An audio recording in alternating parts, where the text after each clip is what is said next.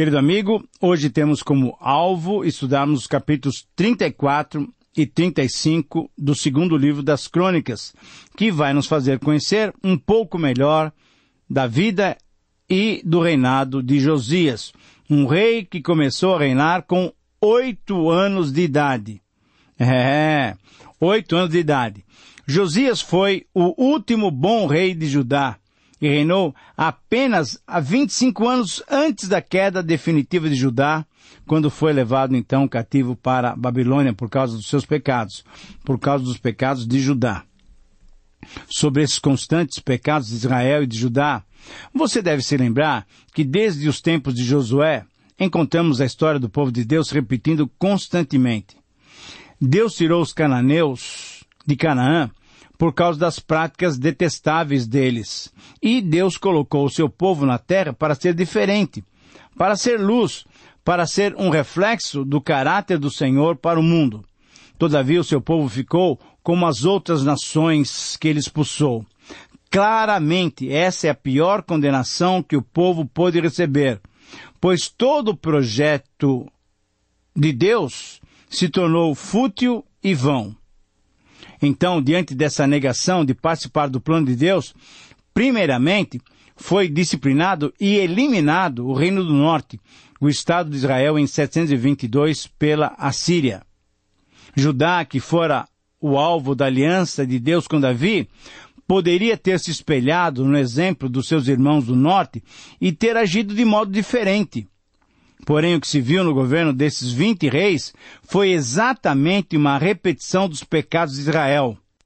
Apenas 8 dos 20 reis de Judá foram considerados bons reis.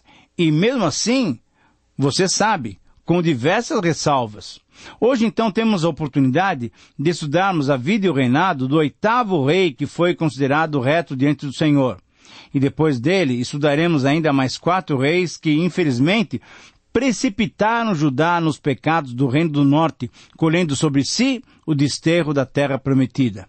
Hoje nós vamos estudar a vida e o reinado de Josias, e como tínhamos proposto anteriormente, vamos analisar essa vida seguindo aqueles 7 aspectos que já temos mencionado. O primeiro aspecto refere-se à sua posição, a posição que ele ocupou na linhagem de Davi. Ele foi o 16º rei de Judá, e ele também pertencia à linhagem de Davi. O segundo aspecto refere-se ao seu nome e o significado do seu nome.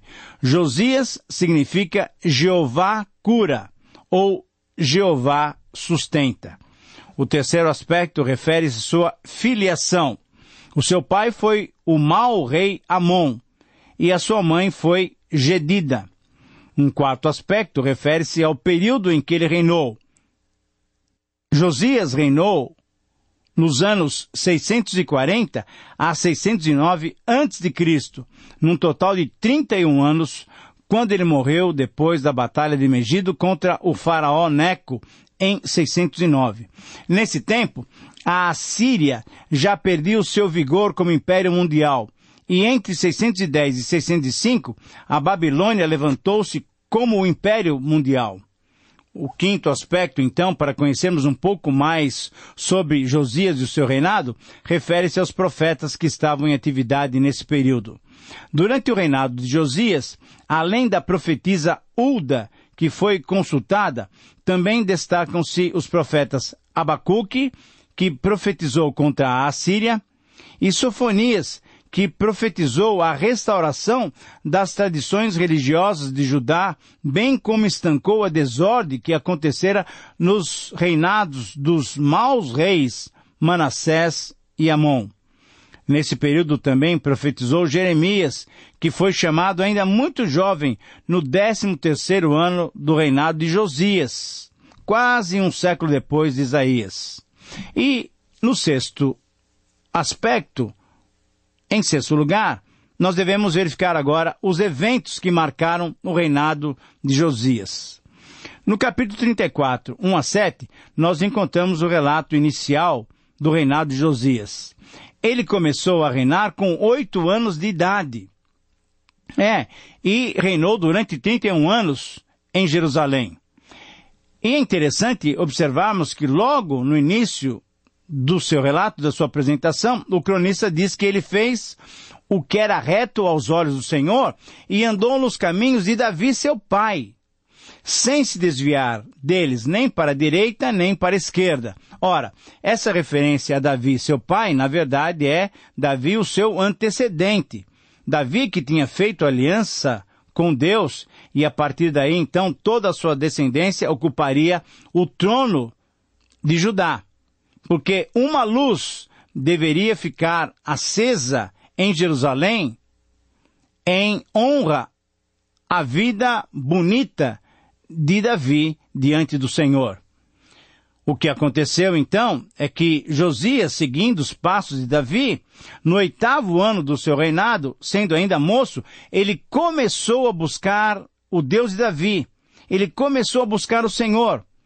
E você sabe, eu tenho repetido aqui, nesses programas de crônicas, essa é uma grande ênfase que o autor dá nessa busca que o homem de Deus, que a mulher de Deus, deve fazer ao Senhor. Quando buscamos o Senhor de todo o coração, o Senhor se deixa achar.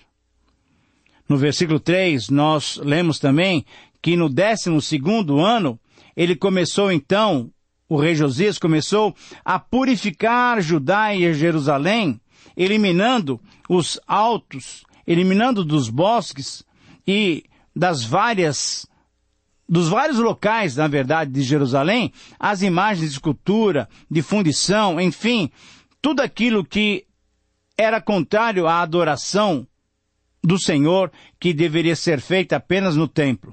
Derrubaram diante dele os altares dos Baalins. Ele despedaçou as imagens que estavam acima dos bosques.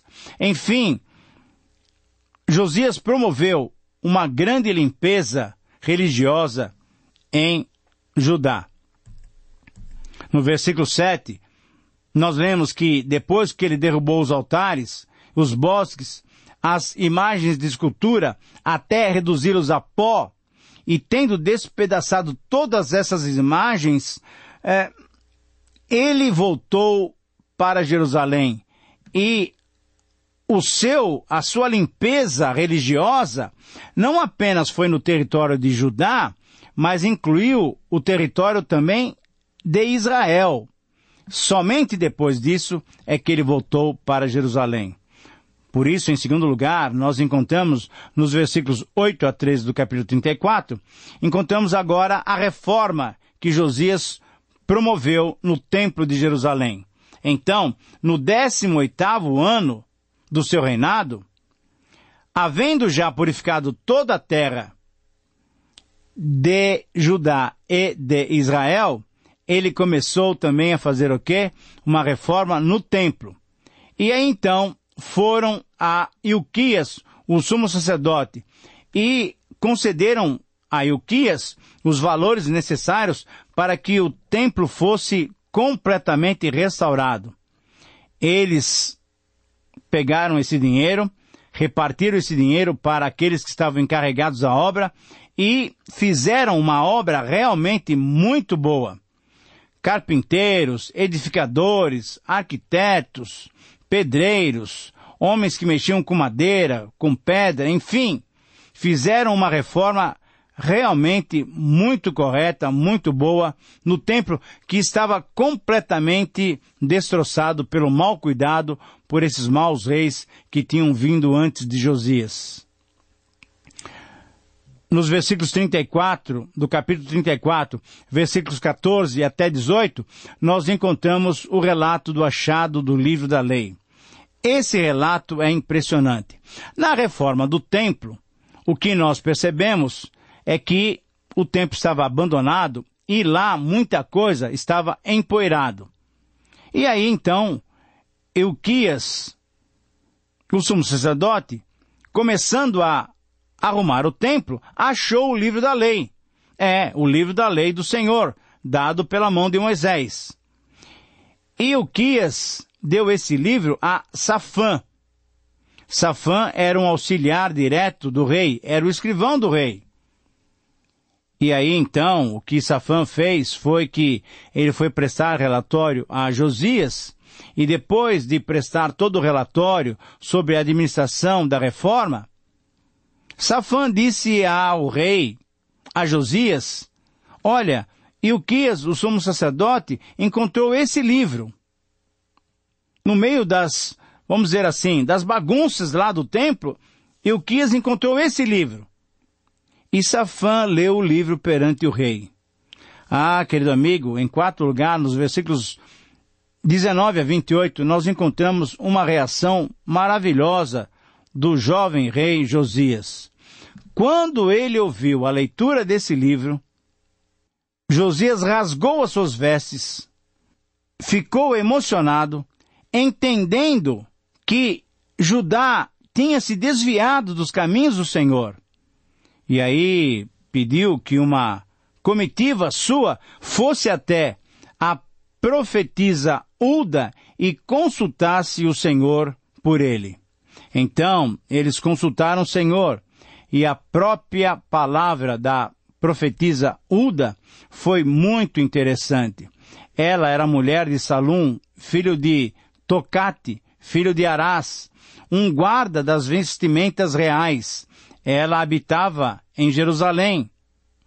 E ela lhes disse, assim diz o Senhor Deus de Israel.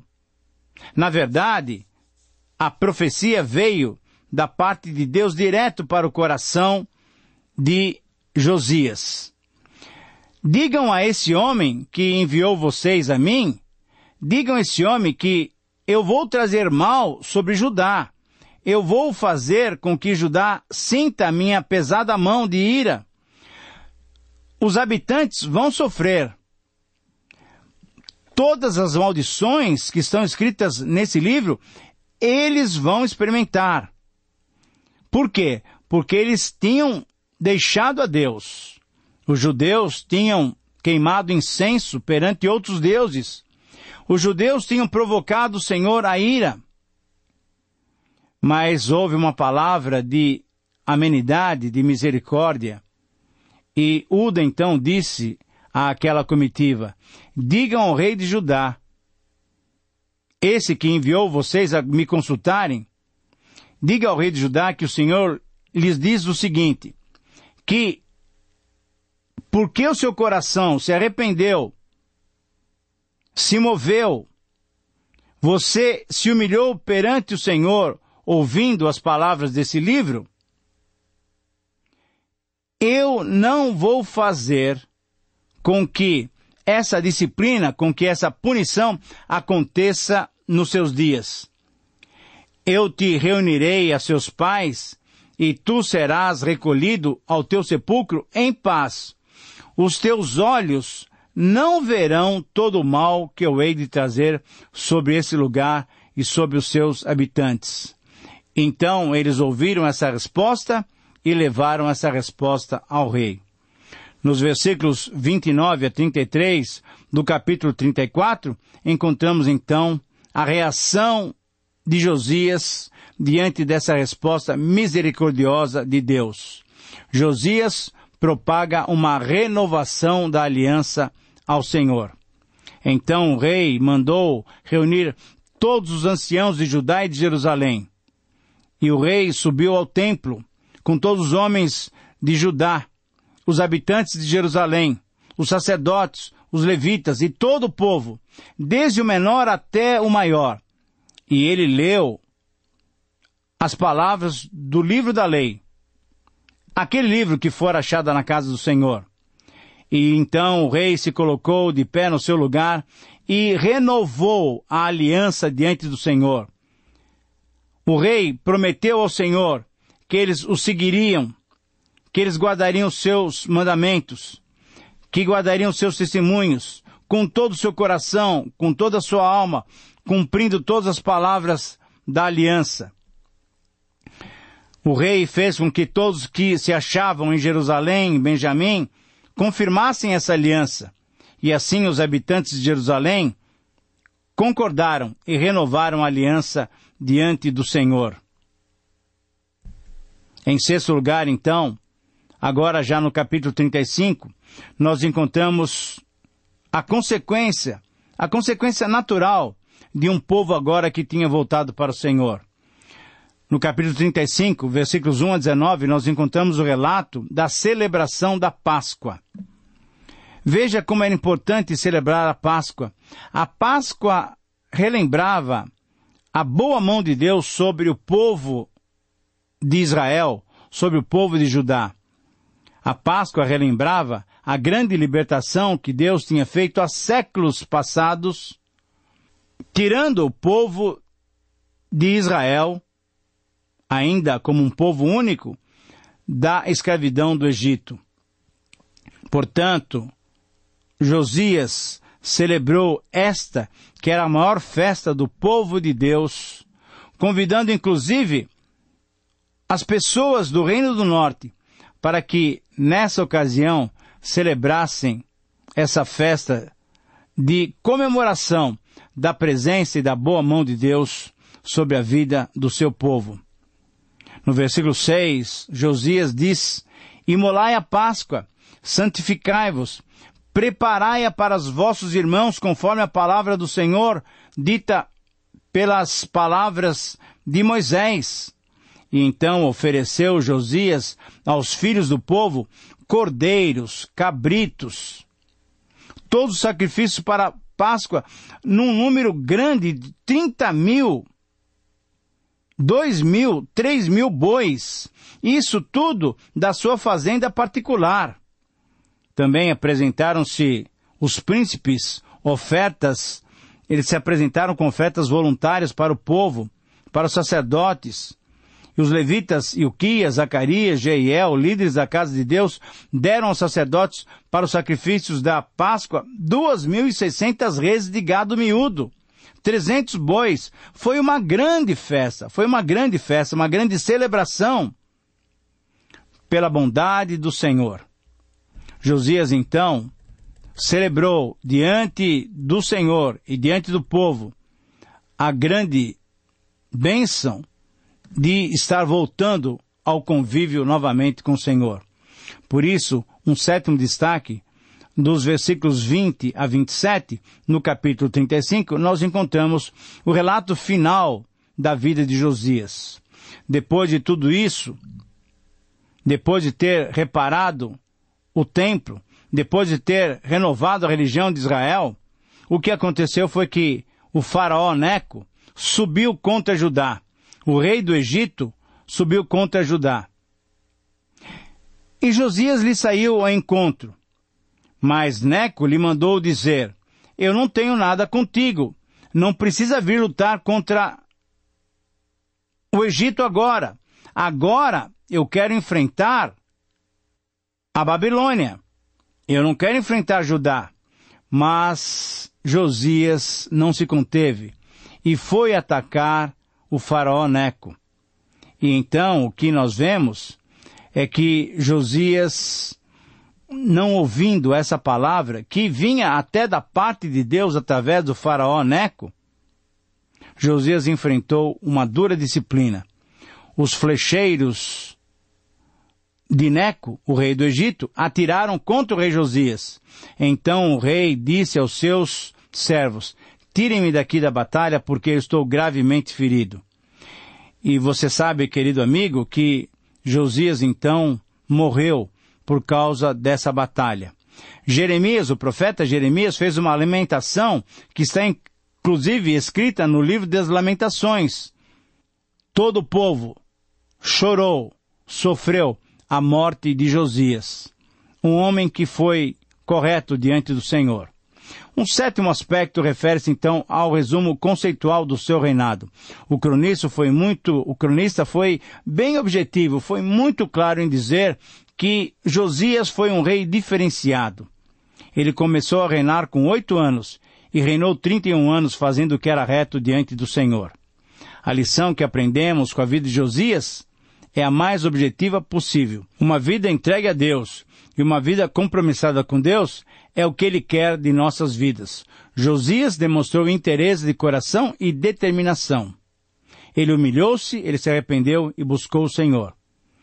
Que essa ênfase nos livros das crônicas em buscar o Senhor seja também a ênfase praticada por você e por todos nós que queremos agradar o Senhor.